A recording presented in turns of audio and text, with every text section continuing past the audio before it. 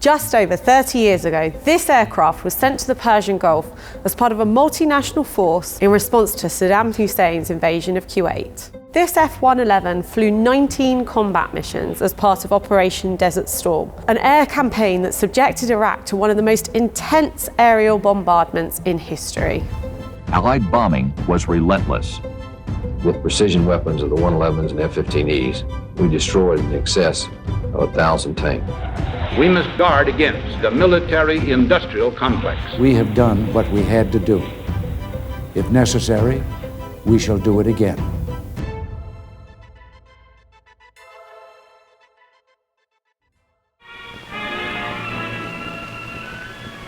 The F-111 tactical fighter.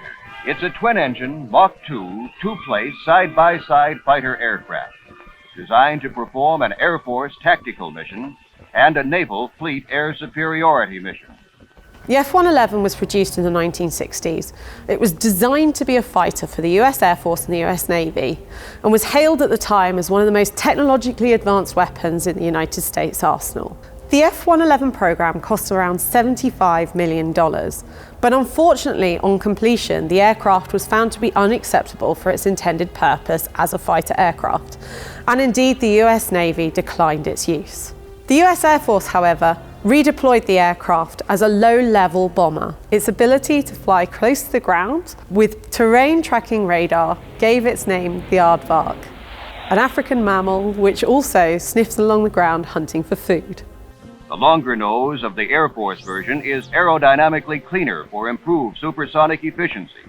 Terrain avoidance radar on the F-111A will allow it to fly low-level missions supersonically day or night in all weather. It will land on a sod field over a 50-foot obstacle in less than 3,000 feet. The most famous feature of the F-111 is it has variable sweep wings, better known as swing wings.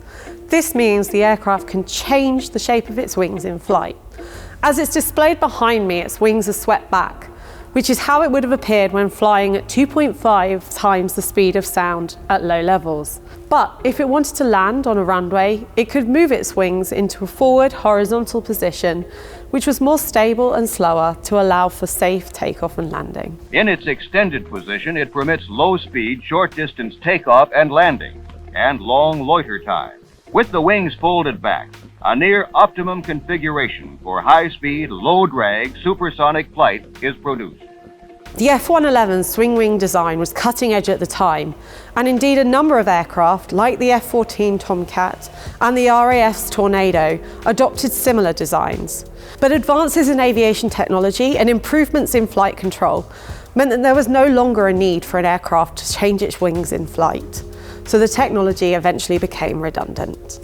What's interesting about the F-111 is it symbolises the idea of the military-industrial complex that US President Dwight D Eisenhower warned about in his final address.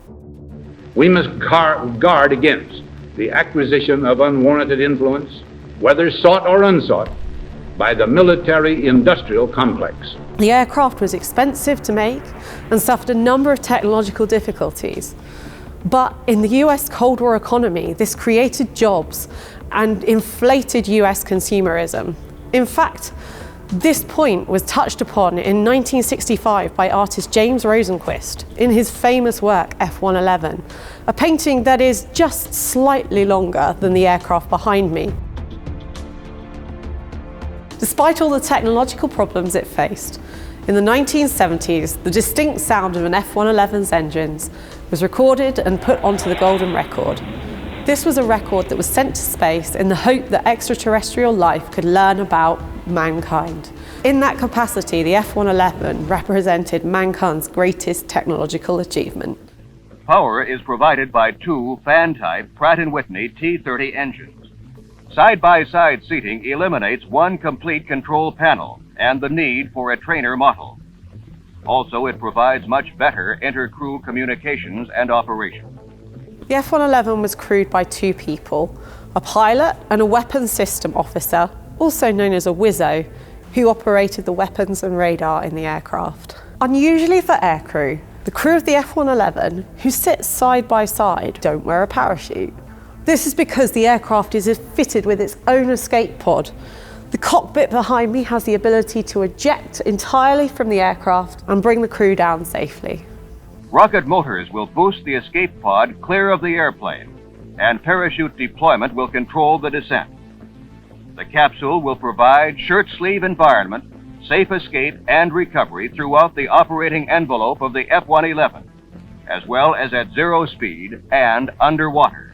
James Russell O'Brien, better known as Rusty, was a weapons system officer, or WISO, flying F-111s on the first night of the Gulf War. In Iraq, F-111s attacked ground targets, particularly tanks, aircraft installations and air raid shelters.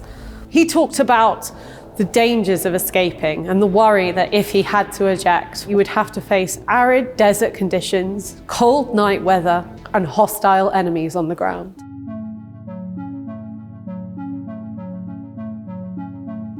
The F-111 is interesting from a global political point of view, as it represents the place that the United States was trying to take in the world during its service. In 1986, F-111s were sent to Libya during the operation that was called Dorado Canyon, in retaliation to the bombing of a disco in Berlin. The evidence is now conclusive that the terrorist bombing of La Belle Discotheque was planned and executed under the direct orders of the Libyan regime. Today, we have done what we had to do. If necessary, we shall do it again. The attack turned out to be a bit of a diplomatic crisis when it was discovered that it had been almost entirely ineffective. But what it does show was that the United States were taking a more interventionalist role in global politics and were attempting to police global affairs. This F-111 served with the 20th Tactical Fighter Wing, who are based at Upper Heyford in Oxfordshire. The F-111 is kitted out as it would have looked in combat. It bears the markings that it wore while in service with the 20th Fighter Wing. The Native American painted underneath the cockpit represents the Chief, which was the nickname of the aircraft's commander. One of the more poignant features of this aircraft are the names painted just over the nose wheel behind me. They are the names of Captain Lind and Major Maguire. In September 1992, on a routine training flight, their aircraft ran into technical difficulties, which meant that a crash was inevitable. They were ordered by the base to eject, but realizing that ejecting would endanger the lives of the civilians in the nearby villages, they instead chose to crash the aircraft on the base and lost their lives in the process. The F-111 was retired in the mid-1990s, though that was not the end of the 560-odd F-111s that were built. They continued in Royal Australian Air Force service until 2010, when the Australians affectionately dubbed the aircraft the Pig. This aircraft was retired in 1993, and its final flight was from Upper Heyford to Duxford.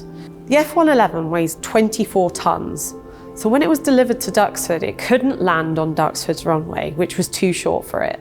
Because it was originally designed for the US Navy, the F-111 was designed in such a way that it could land on aircraft carriers and was actually fitted with an arrestor hook that could bring the aircraft to a stop on a short runway. So the airfield was transformed into something a bit like you might see on an aircraft carrier.